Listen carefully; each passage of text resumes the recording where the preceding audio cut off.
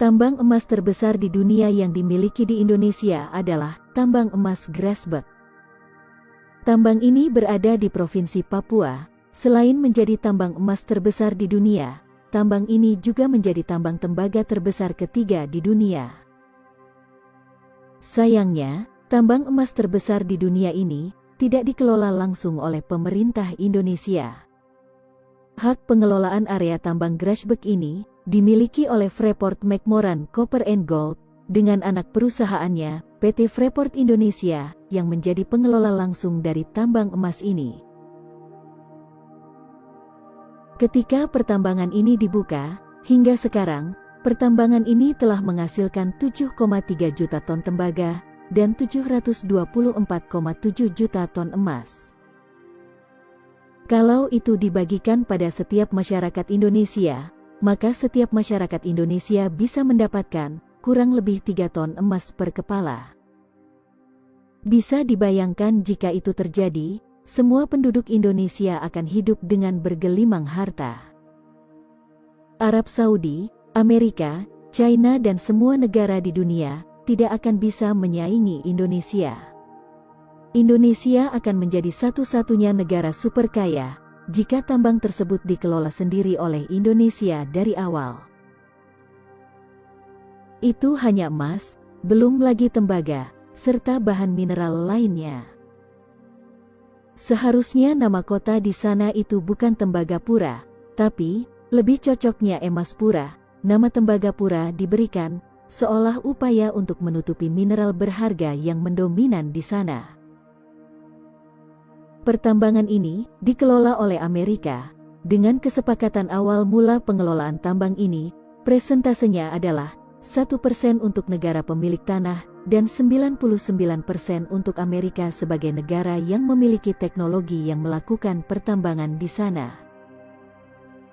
Selain potensi hasil tambang emasnya yang begitu besar, tambang Grasberg ini juga mengandung bahan tambang lainnya, sebut saja tembaga dan perak, dengan jumlah estimasi cadangan kandungan yang ada, dalam jumlah yang sangat besar.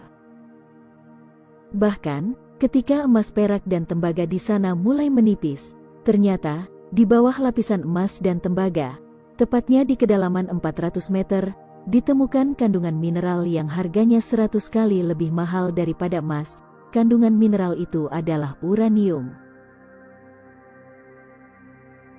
Uranium adalah bahan baku pembuatan bahan bakar nuklir.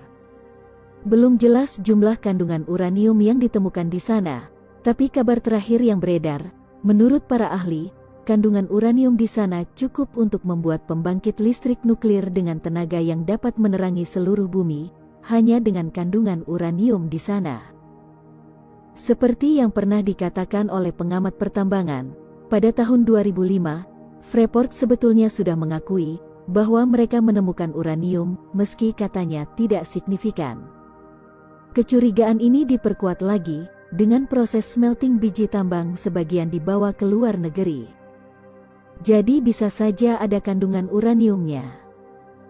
Waktu pihak dari PT Freeport dipanggil oleh DPR, mereka pernah mengakui adanya kandungan uranium, tapi katanya tidak signifikan. Porsi uranium itu sangat kecil, jadi tidak ekonomis jika dilanjutkan ditambang.